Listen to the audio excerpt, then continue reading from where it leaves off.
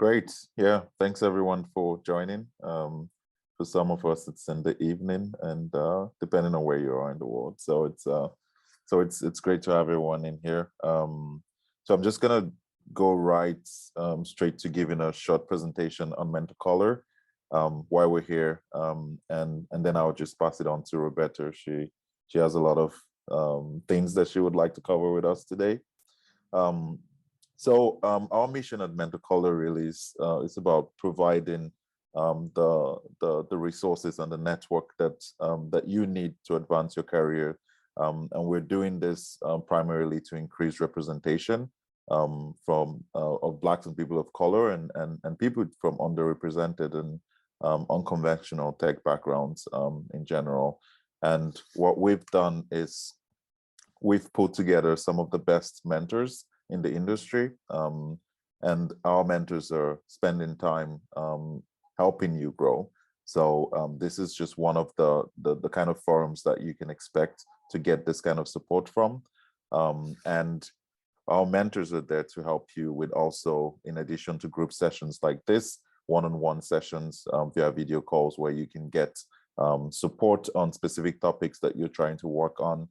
You can get support on leadership, on interview techniques, on general career advice, and just whatever it is that you need to actually make progress in your career. Our mentors are there to help you with that. And we have mentors from all different aspects of tech, from front end to project management to data ML. So our mentors are just there for you. So and then, like I said, this workshop sessions that we organize weekly, these sessions give you a space to learn on specific topics. And we have this one today on the Career Mindmap, and you can attend all the sessions on the platform. So feel free to go browse and find sessions that you're interested in and opt into those. So yeah, that's it. I will stop presenting and pass it on to Roberta to kickstart the session. Thanks, Victor. Okay.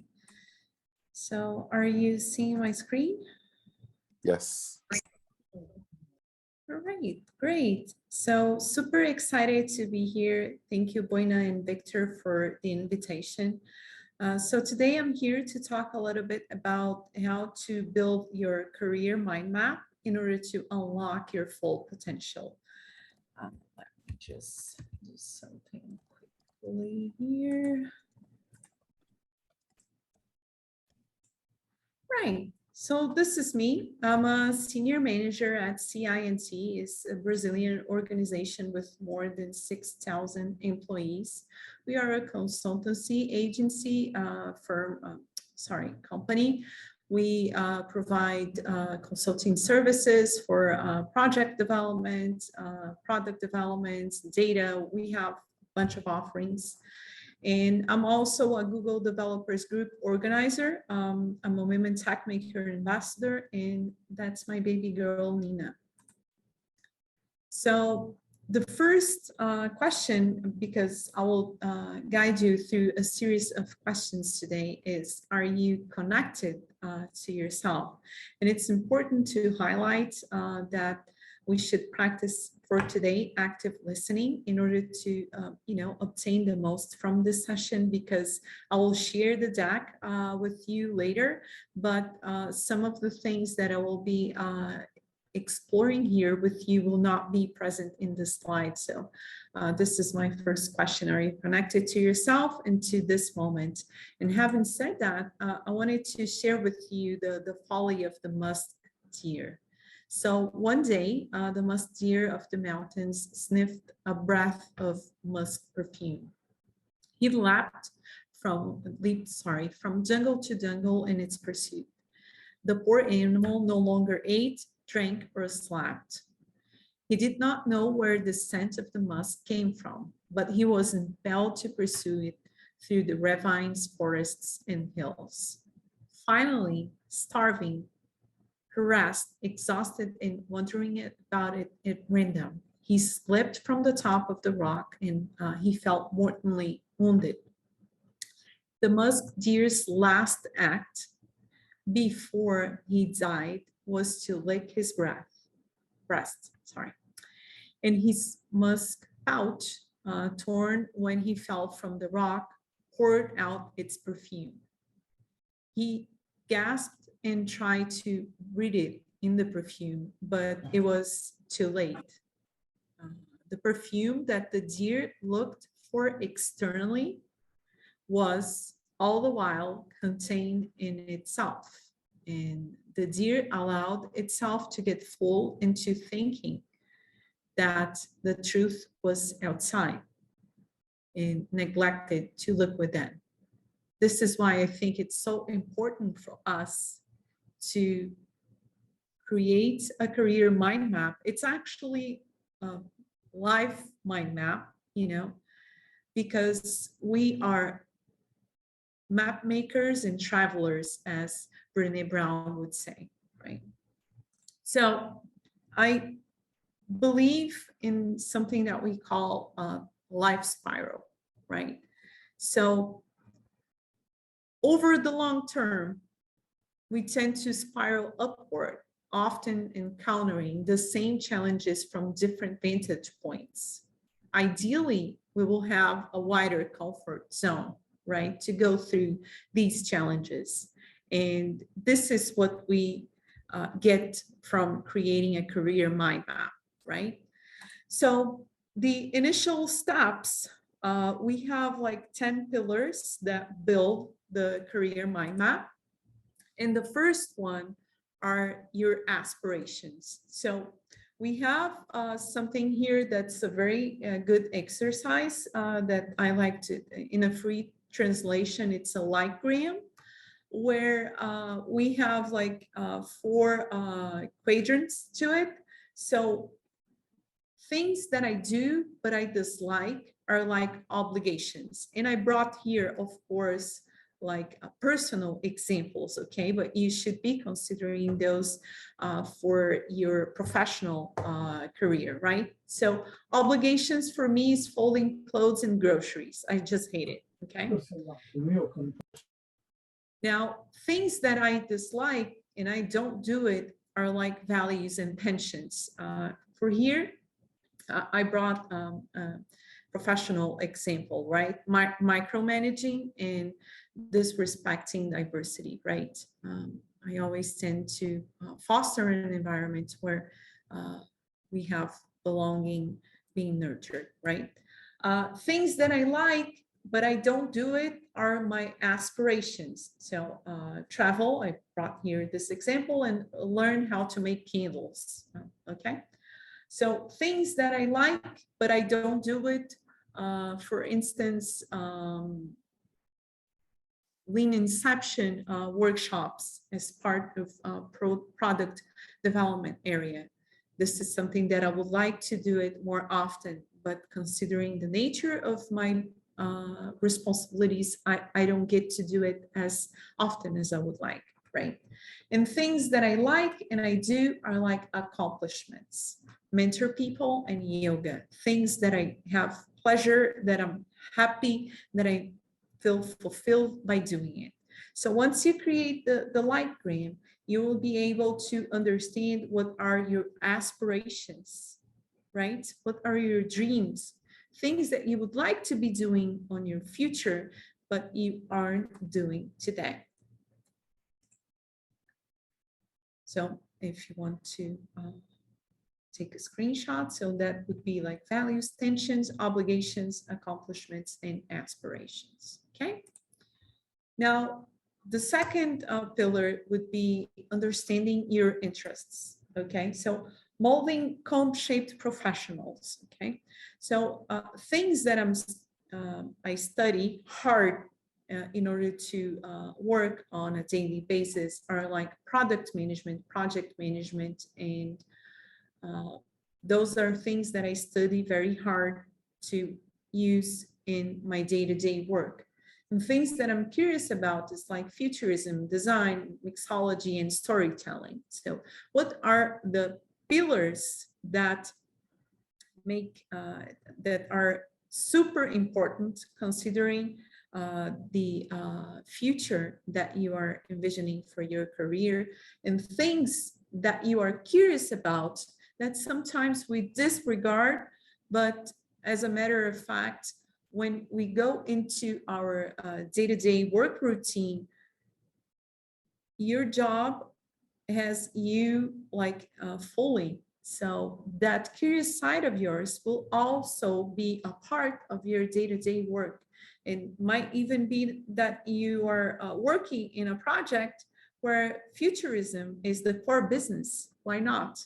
Okay, so it's important to have that as a clear understanding of who are you, right?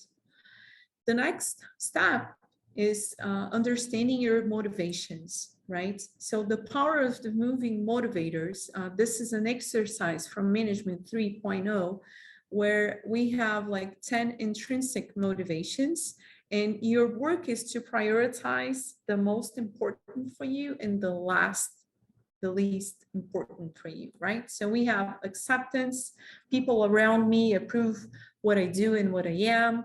Curiosity, I have plenty of things to investigate and to think about. Freedom, I am independent of others with my work and my responsibilities. Status, my position is good and recognized by the people who work with me. Goal, my purpose in life is reflected in the work that I do. Honor, I feel proud that my personal values are reflected in how I work. Mastery, my work challenges my competence, but it's still within my abilities.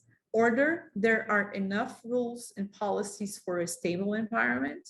Power, there is enough room for me to influence what happens around me. In relatedness, I have good social contacts with the people in my work.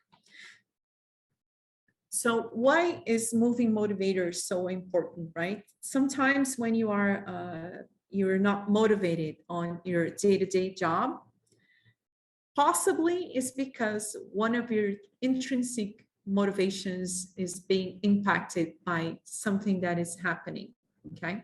So you, for instance, for those of you that are very focused on acceptance, right? The people around me approve what I do and who I am. If you're not having like a good experience with your colleagues, of course that you will be negatively impacted by it, right? So when the external fails on sharing news with you, it's important, you know, that you are aware of things that motivate you so that you can understand and talk to yourself, okay, so acceptance is being compromised. What can I do to regain it, you know, and foster an environment where I feel part of, right? So this is why we have the intrinsic motivations here. The next pillar is opportunities, right? So we talked about like molding comp-shaped professionals. And here I bring you the opportunity to assess your hard skills. I brought here as an example, someone that would be working on the UX, UI design field, okay? So I brought pillars here like UI design, research, processes, strategic view, metrics, communication, and tech foundation, right? And so you will take the time to assess yourself in like, I have no learning, I'm learning, I'm practicing and obtaining good results, I'm addressing issues on my own, and I'm teaching, so that you can understand in which moment of your career you're at, so that you can prioritize a roadmap to focus on the pillars that require more attention. You can also bring this using what we call a competency wheel, and you can even do this exercise with your teammates. So for instance, I brought here an example where I mixed like hard skills with people skills. So we have collaboration, technical depth, definition of done, refactoring, scrum, commitment, partner contact, and fun. And you can create like your own personal radar with some of the hard skills that you are prioritizing, or you can do this exercise with your team, bringing like pillars that are important considering the team's current situation, right? The next one is personality. So who am I? What is the best environment for me to collaborate and grow and be able to share and contribute and generate value? So we have tons of like personal tests that you can take online, like 16 personalities. You have the human intelligence. So it's important for you to understand who you are, because this is the only way that you will know where you want to go, right? Considering your key features. Barriers. This is the values and tensions from the diagram that we shared in the beginning, where, you know, there's the opportunity to make those barriers, tensions, and values more clear to you so that you can make choices considering what you have here, right? Because, for instance, before pandemic times, okay, values and tensions, things that would not be negotiable for me, I'm not willing to move into another city, like a big city, in order to embrace bigger opportunities, okay? I want to stay in the island where I live and hopefully die here at peace. So this is a tension, right? But once I put that in front of me, that's a choice that I make. So it's important for us to be aware of the choices that we are making, right? Achievements. I am remarkable facilitator at the Google initiative. And one of the most important things for me to highlight, it is not bragging if it's based on facts. So if it is something that you invest a lot of energy to make that happen, to gain that knowledge, to deliver that project, it's yours to take it.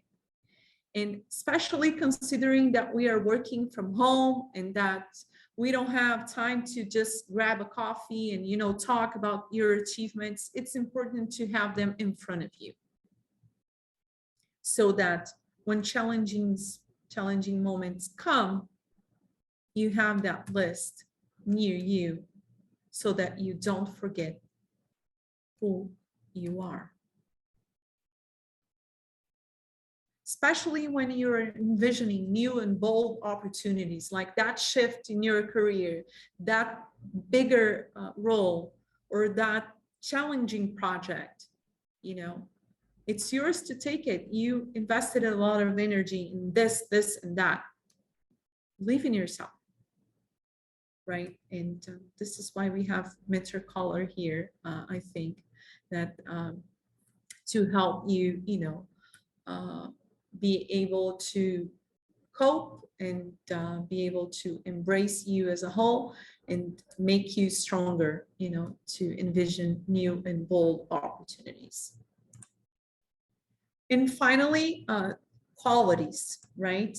What are my strengths? So there is like a great online test that it's called via character, and we can understand what are, I'll post the link here. We can understand our strengths in order to live a full life. So it's a very good exercise, and it will bring you like the opportunities, things that you are not prioritizing, and you can again choose. Is this something that it makes sense for me to prioritize going forward, or this is a choice that I'm making to deprioritize this character character force, right? It's yours to take it. With all of that being said, everything changes and transforms around what we want to keep. What do you want to keep?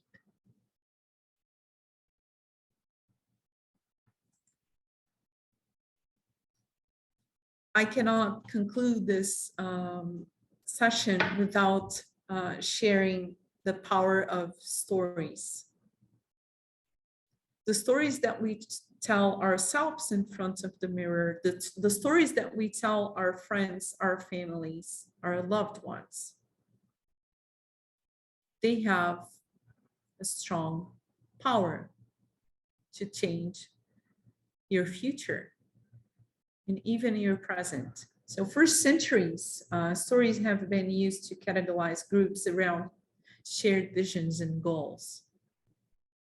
And we are all storytellers. This is in our DNA, you know, and storytelling is one of the most important skills that we require to build a better future for the world and for ourselves, right? And just a quick parenthesis here, a little bit about the incremental thinking. We tend to think narratively and incrementally about the future. We think that the future will happen as a sequence of steps, but the world right now is filled with exponential opportunities, even considering this mentor session here, where we have people from all over the world. And I never mentioned and never imagined that I would be pairing up with Victor and Boina to make MentorColor happen. So the world is filled with exponential opportunities. And this is why, as incredible as our ideas may be, you know, it's important to communicate in an impactful way, especially when the idea seems uncertain, because we are programmed with a lot of biases. So if we want to change our career, if we want that bigger role, it's crucial that we talk to ourselves in a way that will not trigger fear of the unknown. This will never happen. You will never get it. No, you will. It's just a matter of how you're going to tell that story to yourself to make it happen. And I love this quote by Seth Godin. He was a former CEO of Udine, was one of the first digital marketing agencies that was later bought by Yahoo. And he says, if you want to teach someone to be a great hockey player, you don't teach them the slap shot. You teach them how to think they are a great hockey player, because they will make that slap shot happen.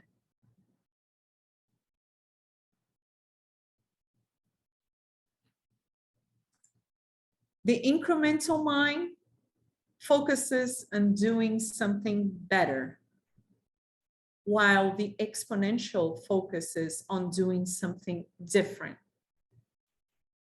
Don't get me wrong, the incremental mind is what is making sure that we have a job today, a career today, things in our life today. But if you want new things in your life, you have to put the exponential thinking in play. Envision the future that you want. And don't forget who you are. Some of the great references that walk with me: The Nature of the Future from the brilliant Mariana Gorbis, that is the director of Institute for the Future. Dare to Lead by Brené Brown. Search Inside Yourself by Meng. And this is a TED Talk. This is one of the most amazing TED Talks I ever watched. We are all designers. And Awakening from the Meaning Crisis. This is a YouTube saga by John Brovacki that approaches various topics. And he's a great inspiration for me. Thank you all. That's what I had to share today. Nice. This was really great. Like quite inspirational also, I must say. And I think I'm pretty sure some people in the audience now have questions for you. So if you have any questions, maybe you can raise your hand and then ask the question, or if you want, you can also drop it here in the chat.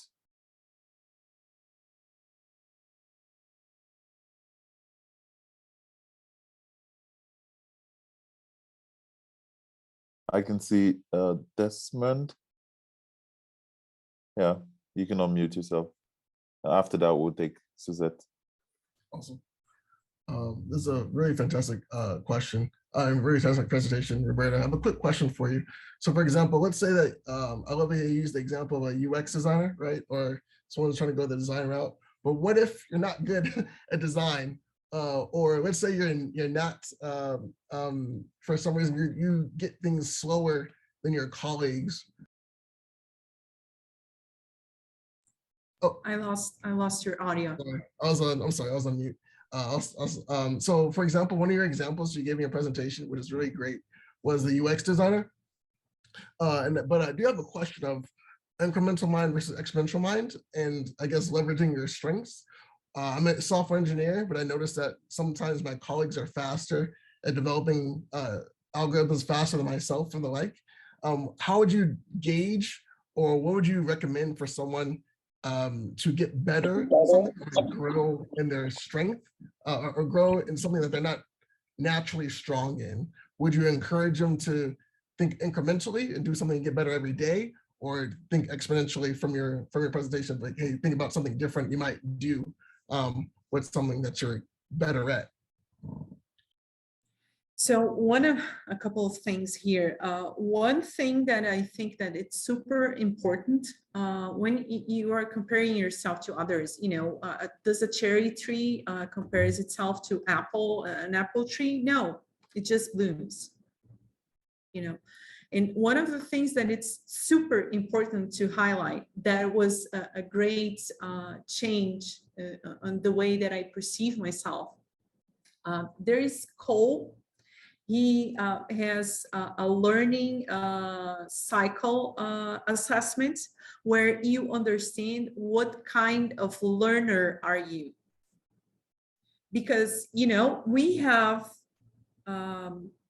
opportunities in our development, in our learning cycle, compared to other people, and things that are opportunities for us and that we need to be aware during our learning process. Okay, so my personal profile, I'm an acting person. Okay, so I learn doing things.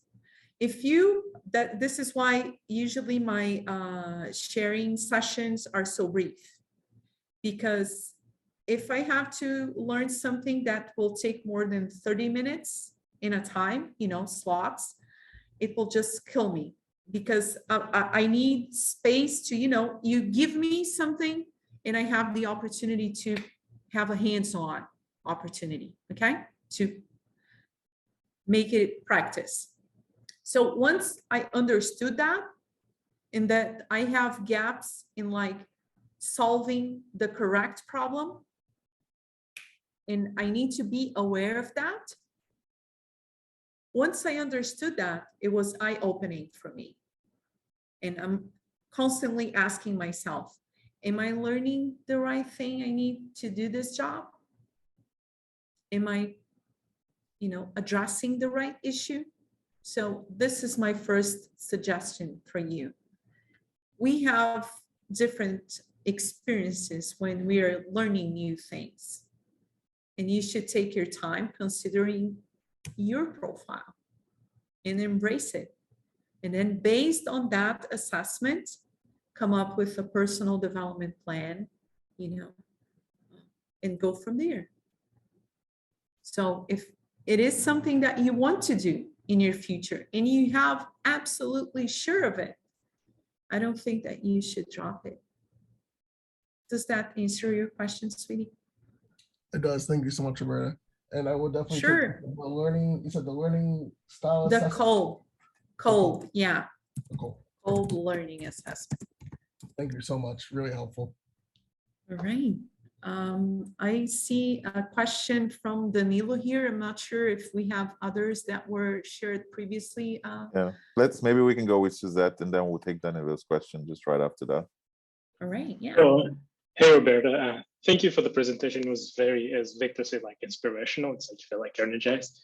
I wanted to ask about what you do when, so you have your goals and then you have things like your values, but what if at some point in your career or when you're on the road where you have your values kind of like clashing with your goals? Like, for example, for you, you said that you didn't want to move and leave your island to go pursue a job opportunity. But what if you were in a situation where it's not that clear, where you kind of, it's, you want to do two things, but that are opposite? How do you decide which way to go? Do you kind of like give up? Do you have to give up on one and like, or do you have to, it's okay to compromise your values to reach your goals?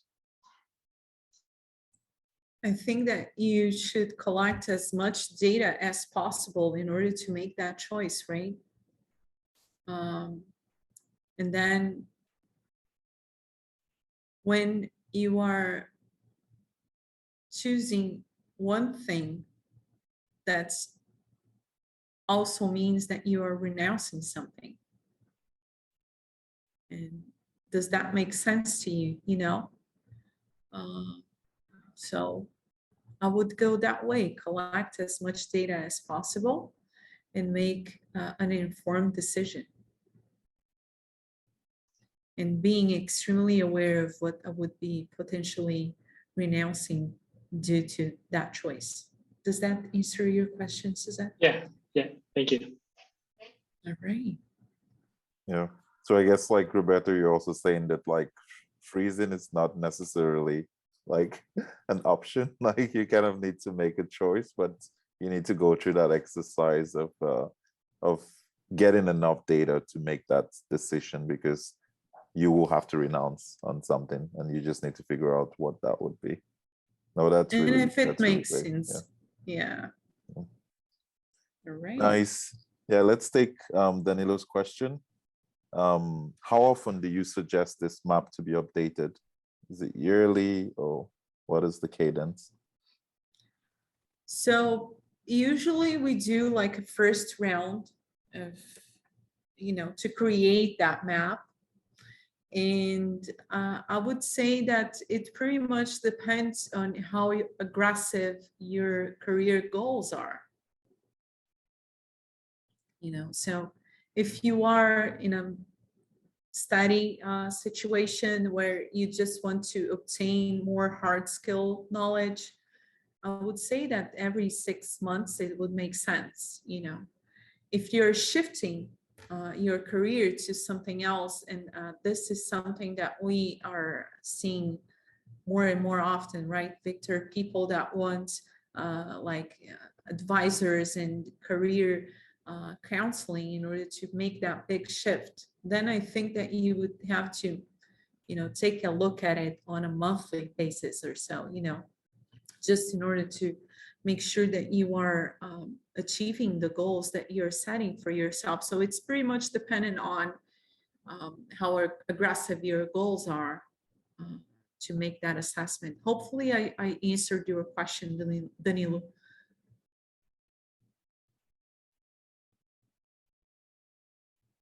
Yeah, we'll take that as a yes. All right. Do we have any other question? I have a question, but I just want to see if others have. Okay, Danilo says it was great. Yeah, so as we're waiting maybe for more questions, I can ask one. So I think, like Roberto, my question is with the quadrant that you presented. I think there was one which is more of things that you like to do, but you don't get to do them. And I don't know what you call those. If I don't know what Aspirations. the exact aspirations, right? Aspirations, so, yeah.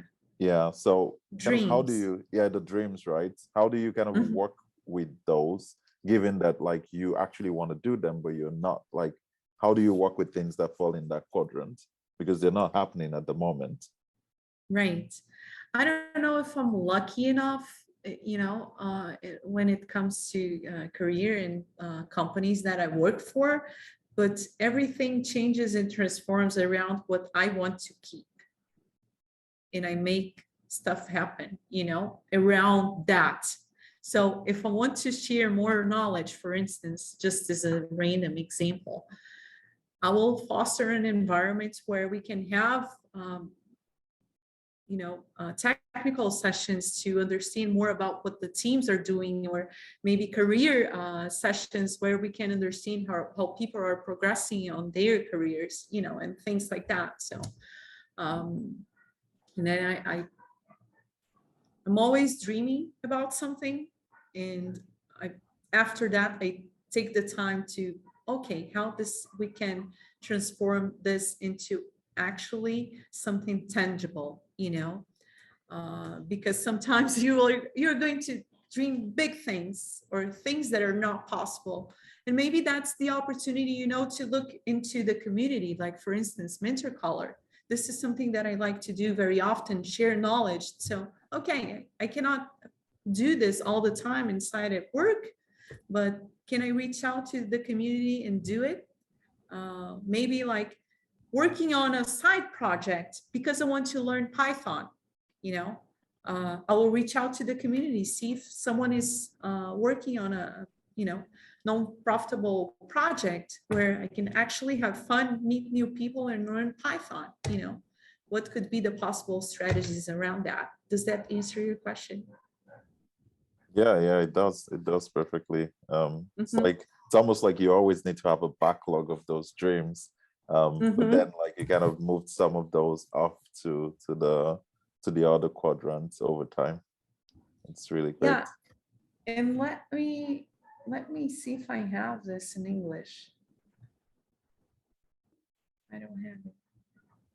But there's a difference between like exponential and incremental thinking, and let me see if I can find this. But when you're thinking exponentially, you will be following the vision, not following the plan. The plan is your day-to-day, is here, it's now. It's what is making stuff happen for yourself. But when you're thinking exponentially, then, okay, it's something in the future. And what is my future vision? Let me see if I can grab it. But Pedro, I know Pedro has his hands raised. Yeah, please go, Pedro. Hey, hi, everyone. And hi, Ho. Thank you very much for the presentation. I'm lucky that I hear your presentations more the weekly almost. So the question that I have is, how can we, like, which tools and how can we exercise more how to think exponentially? Which advice you give us to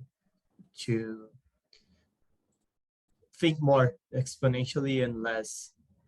I know that both are important, but what do you advise? Okay, I found the slide that I wanted to share with you, and thankfully it is in English because I usually do this in Portuguese. So when we are thinking incrementally, we are setting realistic goals, we are following the plan, we are minimizing risks, we are standardizing as we go, we are centralizing decision-making process, expanding our authority and doing our work, right? This is what we are doing when we have incremental activities, right? So when you're thinking exponentially, you should be setting ambitious goals.